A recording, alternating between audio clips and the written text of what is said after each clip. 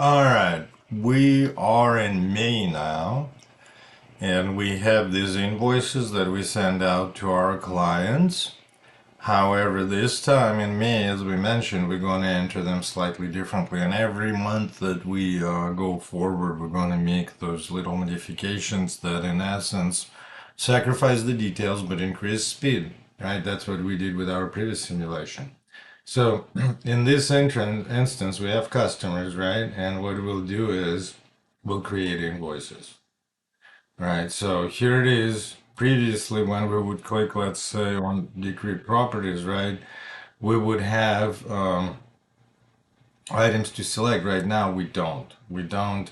We basically have to come up with them ourselves, and we can essentially, enter it from here. So let's give it a shot, right? So we have our property tags right here. We have our hours. We have the rate predetermined, and then you see it shows up. Let's modify the date right here. Right, and then make sure our invoice number, that we'll have to fix some of those. We'll fix all of those stuff at the end of the year, like I mentioned, all the adjustments and stuff, and we'll run a special one for that. So, and then we'll essentially continue entering it without assistance of time cards. For example, let's say it was prepared elsewhere, we got this report, and now we're entering. So again, to demonstrate that that is something that, again, achievable one way or another.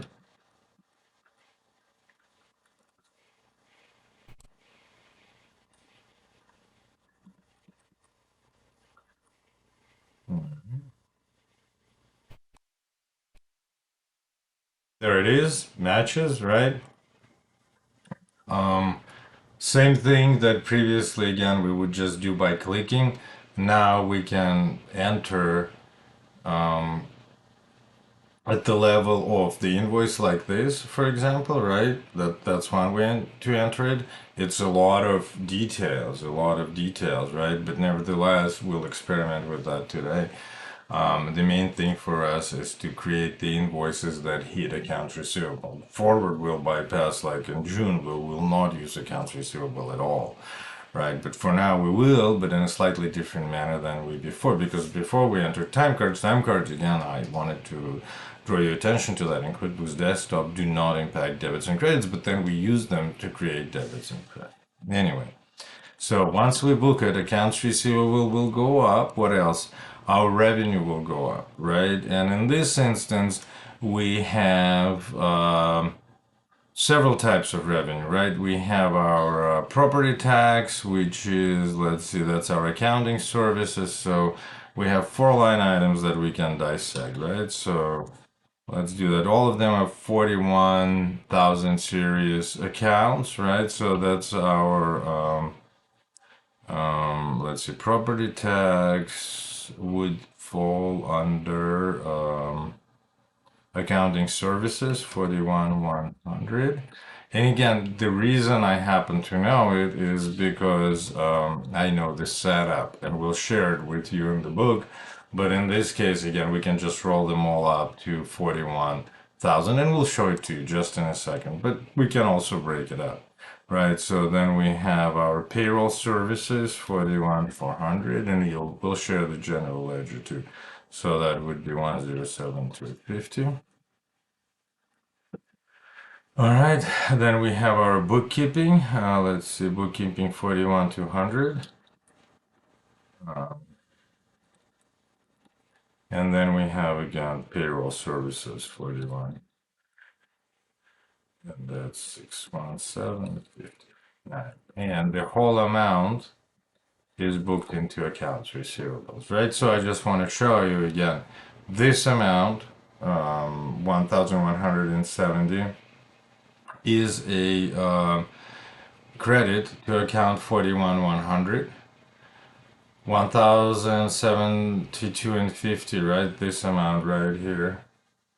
That's a credit to 41,400. 950 is a credit to 41,200. And 617 and 50, right? That's a credit to 41,400, right? The total of this that is summed up right here. We can see that at the bottom. That's the debit to account 11,000, which is our accounts receivable. Accounts receivable in an asset, it goes up when debited, and then 41,000 serious accounts are revenues, and they go up when credited, right? So again, cash, our assets, our accounts receivable goes up as a result of essentially sending this invoice, right? Because we're expecting this money, and the offsetting entry is revenue because that's the source of that account receivable, right? So let's go ahead and book it. Dates are correct.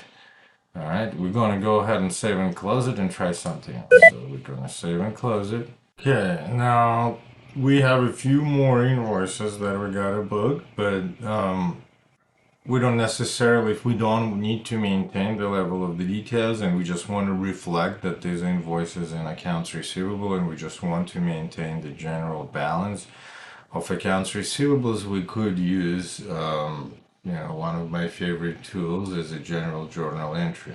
Now, general journal entry, and let's say that's going to be our 0522 Invoices part 01.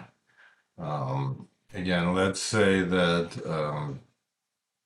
we just want to get it into accounts receivable, know our general balance on accounts receivable, even though in this simulation they all should clear each month, but let's say they don't. This way we'll know, okay, we do have balance, and then we can identify the invoice and track it back. Again, if we don't maintain all those details in QuickBooks, we would have to go elsewhere.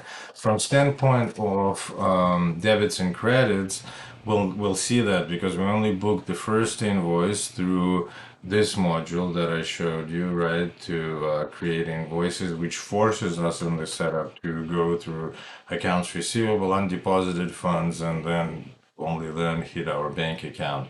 So only one invoice will have to go through that cycle. Here we're going to hit accounts receivable, for example, but then for some of them we may choose to go through undeposited funds, and for some we may choose not to, right? So again, something that we can choose to do, and maybe we'll do that in May simulation and skip it in June simulation, but I just don't want to show you that it is doable through this. There are some limitations, but it is doable. So what happens here is that QuickBooks has certain limitation, and it, again, don't ask me why, but it forces us to use accounts receivable line only once, right? Only once. And there is only one customer that will be associated, and for that we have what we call, let's see, our all clients, right? That's what we're going to put there. But the invoice numbers we're going to put in the memo, and that's going to be different, right? So let's go, let's see how many we can book, right? And we could book them into individual categories for each, and let's maybe do the first batch that way just to show. But in general, we could enter all of them directly. Well, no, let's go ahead and enter. I mean, we don't need to maintain the level of detail since we're sacrificing. So we're going to go and enter everything into our 41,900 uncategorized accounting income. Again, for tax purposes, this is sufficient, and then for analytical purposes, we'll make adjustments at the end of the year because the assumption is that now we're tracking it elsewhere in another. So somehow we generated these invoices, so we are tracking our property tax income, our payroll services income elsewhere, and we'll make those adjustments later. But for now, again, let's just enter everything into 41,900 and into accounts receivable 11,000, right? So again, what do we do? Let's enter one line item here is one invoice, right? So let's get to it. So $3,705 is again hitting our uncategorized revenue account, and 41,000 in general service revenue is going up, right? Debits and credits, you can see them right here in this interface. All right, in the memo, we're going to put the invoice number. Again, for name of the client, we kind of have to use one client, and it's going to be all clients, right? So there it is, and we'll continue using 41,900 as we move forward. Again, the reason you'll see that at the end we'll use accounts receivable only one. So here we book in this one 6,811 and 25. Okay. Again, oh. Right. So again, revenue keeps going up, right? Because revenue goes up when credited. Next one is 3,495. Again, let's make sure we capture invoice number. Oops. The previous one correctly. There it is. So again, in some ways, due to the invoice number, the way we have it set up, we actually know the client number. So we are maintaining that level of the details, but in less convenient way, but nevertheless. So you see, right now we're just booking sales, our revenue, right? We booked 3 invoices so far. Here's our 4th invoice.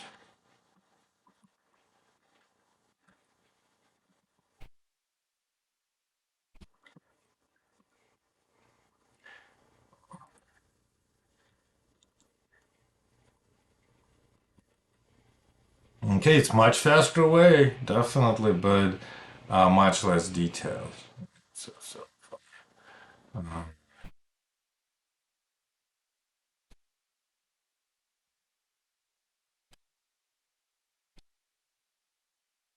okay, so here,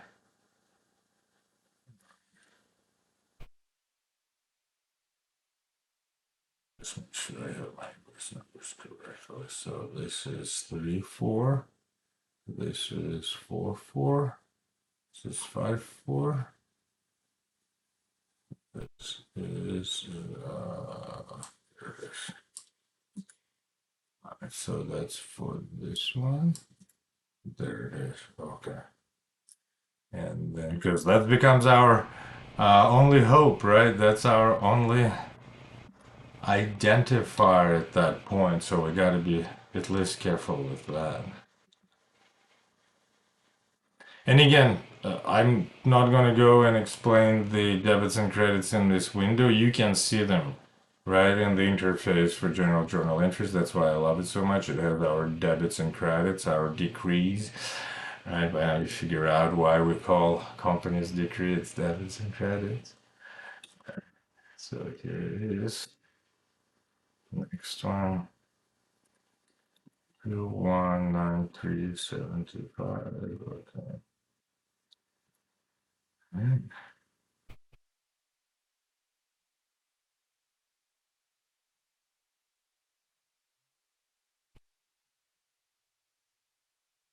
So you see how much faster it is, right? We keep entering them as one line item, but they're all hitting only one type of sales account. So all of these revenues are being credited, and revenue goes up when credited. So right now we're booking revenue. Okay, let's keep going. Um, okay.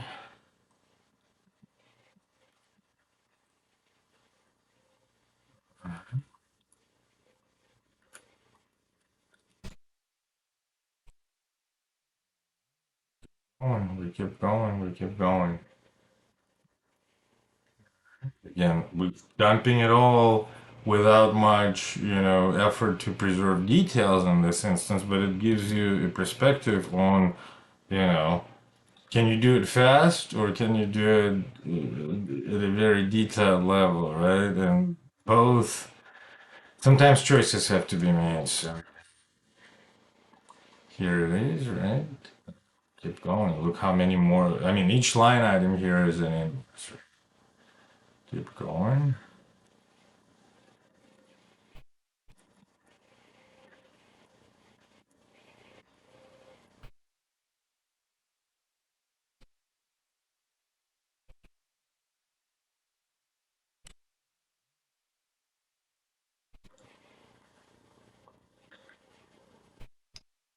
keep going, right? I mean, we still have room until we run out of space. Um, okay, 438,750.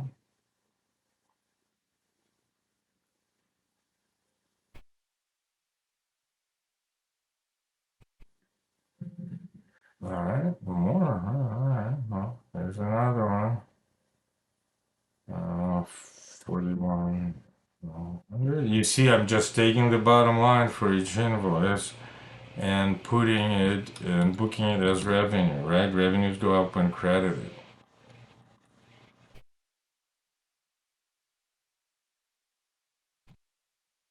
And but you do need all these bypasses because QuickBooks, like for example, why do I have this weird name called all clients? Well, because otherwise QuickBooks won't let me book it.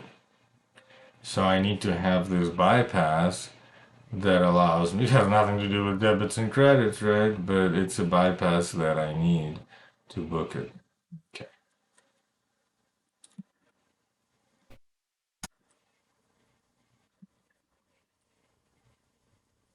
Okay. We still have room. Let's keep going.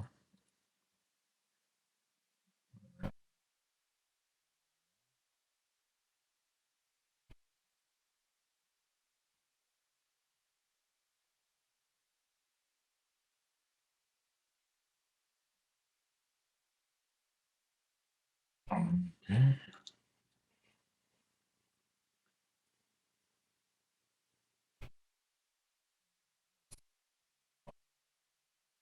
Close out this transaction.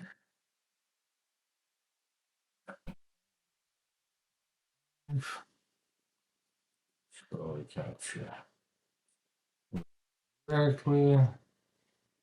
There it is. And this is going to be, see, they make it easier. We don't need to sum all this. We have it already summed.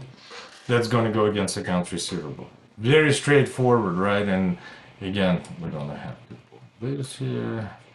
All clients. So here it is. We see our credits, we see our debits. Our credits are crediting account 41,900 because we don't want to divvy it out by categories of type of income. We're just going to dump it all into uncategorized accounting income and then sort it out later. As far as the offsetting account, we're going to put it account receivable. We can't associate it with specific clients. We just dump it again under all type of clients. And then for memo, we have the invoice number, which contains certain information, including basically the client number. So we can look up which client it is. Right? If again, due to lack of the details in QuickBooks, our research, if we have outstanding accounts receivable balance, will take a little bit more time and will involve potential external information sources, such as whatever information source created these invoices for us. But nevertheless, debits and credits are in balances. Accounts receivable is debited, it's asset, it goes up by 52,326.25 cents. That's not all. We have some more invoices here. It's just we ran out of space on the screen. Potentially we could keep going and book them all in this one transaction. And for kicks and giggles, we do it in the future months. But for now, I just wanted to show you this. So maybe that's what we'll do in June. Just do everything through this, right? Just to show you. Anyway, saving you. There it is, booked. We have this one, right? Can we, for example, maintain the level of the details that we do with create invoice? To an extent, so let's just do it on this one. I kind of was going to do it and then I thought, do I want to, do I not want to? Let's do it. So let's do all that. But again, we can only book one if we want to maintain that level of the detail in this case, right? So again, I'll show you what are we sacrificing. So in this case, payroll. So we have our payroll services income, right? That goes up by 975. They all roll up to 41,000. Oh yeah, property, that's our accounting services income. That goes up by 731.25. Then we have bookkeeping services income, 950. And then we have payroll.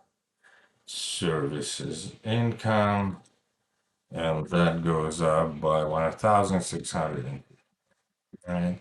And this is our accounts receivables. That's it, right? Very straightforward. Everything adds up. You see your debits and credits for the name. It's right there, right? There it is. So again, you see now, comparatively to that large entry, we're preserving fairly good level of detail, better than before, right? Now, if we want to book the next invoice on the same one, we would have to sacrifice this portion, right? We can still keep those one, and I can show it to you, right? How we would do that in the next transactions, just again for kicks and giggles. But this is again, you see your debits and credits there on the interface, right? Invoice number is everywhere, including the entry, right? That's how we would book, for example, this specific invoice. All right, so let's save the new. All right, so let's say we want to do this invoice and the next one together, but with the level of the details. How would we do it? Well, we would have to, again, like for example here, right? We've done this, so that would be part two. And then again, for example, payroll, services, income, credit, because it goes up, 117, right? Accounting, services, income, 341250, and then payroll, services, income, 175750, and here we have bookkeeping, services, income, 1852. Right, so far we entered revenue for this invoice, right? And we could make sure that we have. However, we wouldn't be able to enter the accounts receivables just yet because we get to enter it only once, and we have another invoice we want to enter, which is, let's say, this one. So here we would go and do payroll, services, income, right? The invoice number.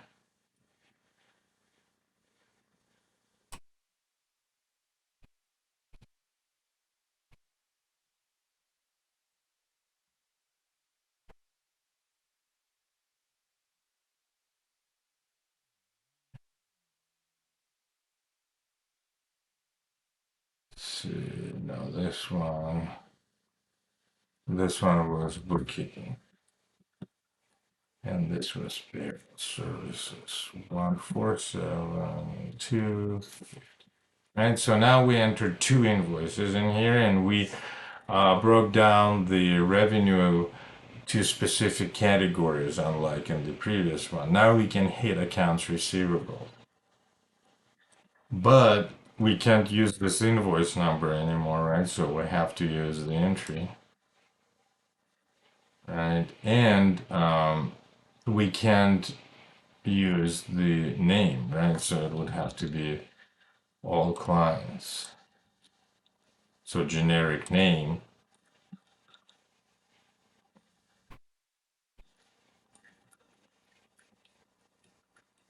All right. So let me just save it. Save in new. So again, you see that we're debiting the sum of individual line items, or the sum of these two invoices essentially, to accounts receivable, and it goes up by that amount, right? Because we're expecting that money. And accounts receivable is an asset, and it goes up when debited. And then individual line items there are credited, right? So it's broken down to a fairly good level of detail. So save and new. Okay, so we have a few more invoices to enter. Since again, in May we still entering them and using accounts receivable element. Let's go ahead and finish it up using our general journal entry, right? So in this case, again, the date stays the same, As you can see, we did part 1, part 2, now we have part 3.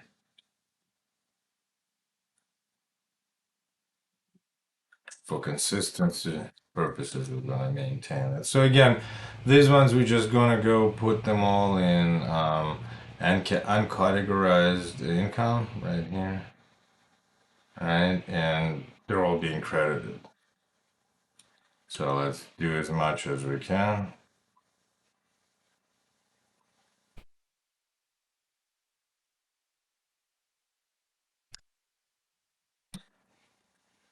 Essentially, we can speed it up.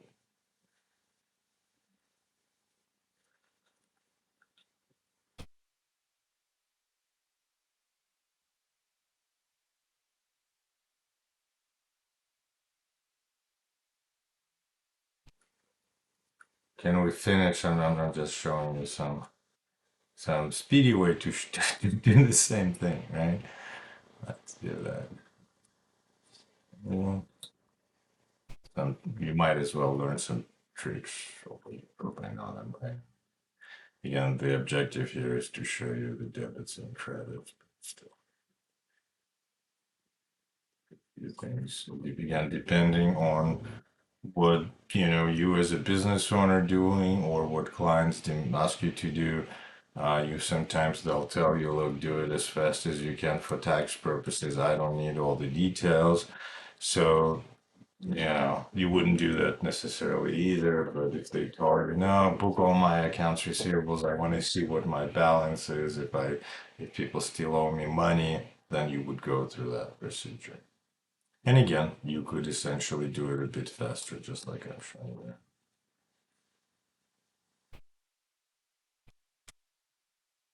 All right, so we're entering credits against revenue.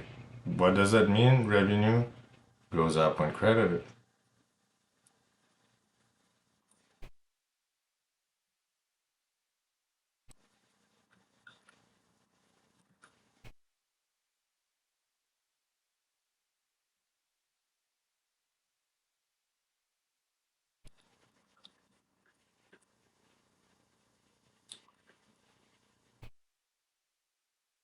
Actually, let's use this opportunity. No matter how long this entry goes, we will use it to complete booking invoices to clients for April. I mean, April invoices, we're booking them in May, but they're April invoices.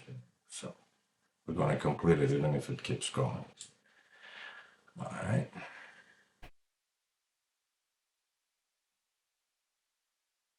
And this way we can say, all right, we've done it, we've demonstrated, and in June we don't have to deal with this portion.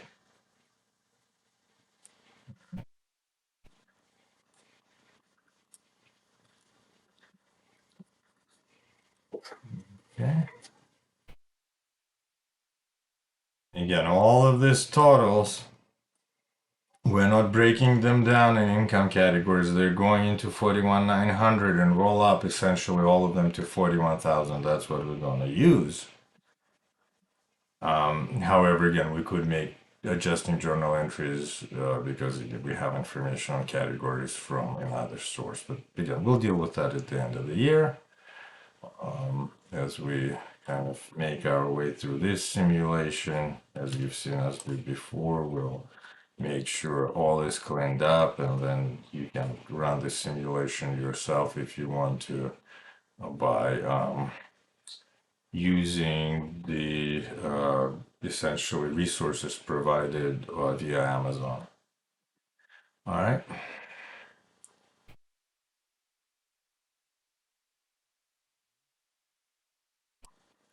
Here we are.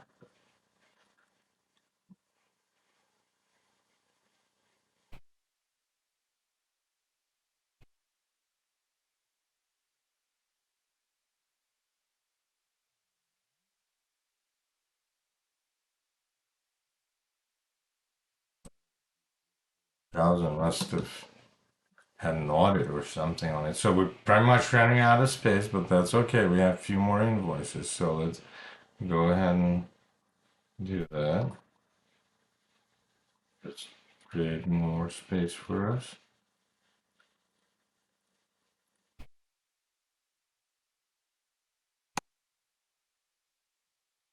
Let's see if it will go enough.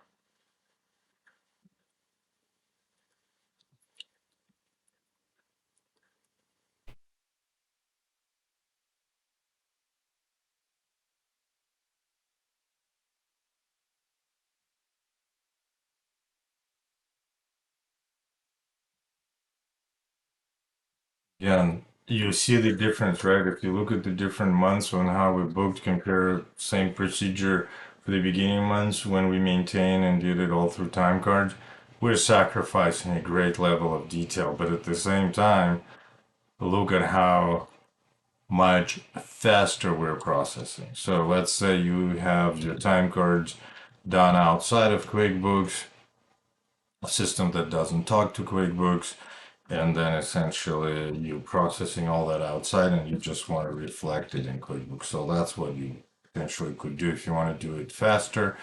This is probably one of the fastest ways.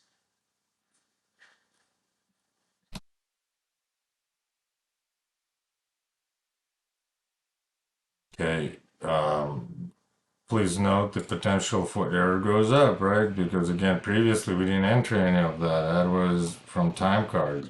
Now we're entering by hand, so there is a chance that I could have a typo.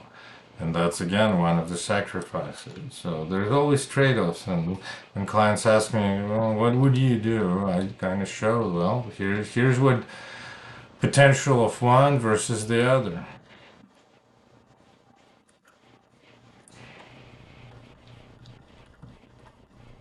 Okay. That's it. That's the last one. Okay, so let's delete the rest and show our accounts receivables. Make sure we remove invoice. We don't want that. Look how much, yeah? All right. Alright, so let me just get all clients in here.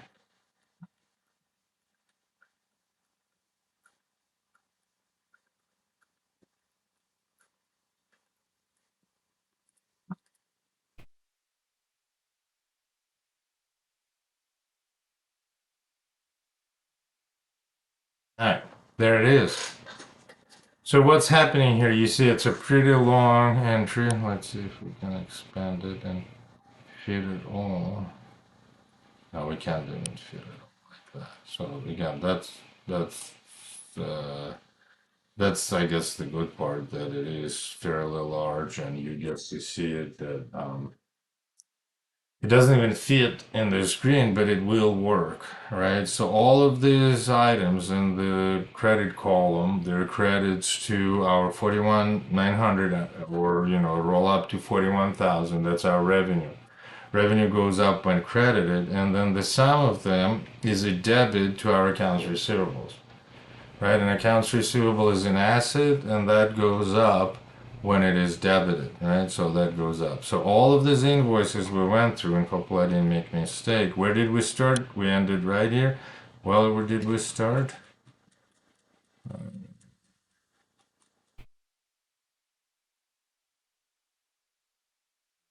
Keep going, keep going. Yes, that's where we started, right? Quite a bit.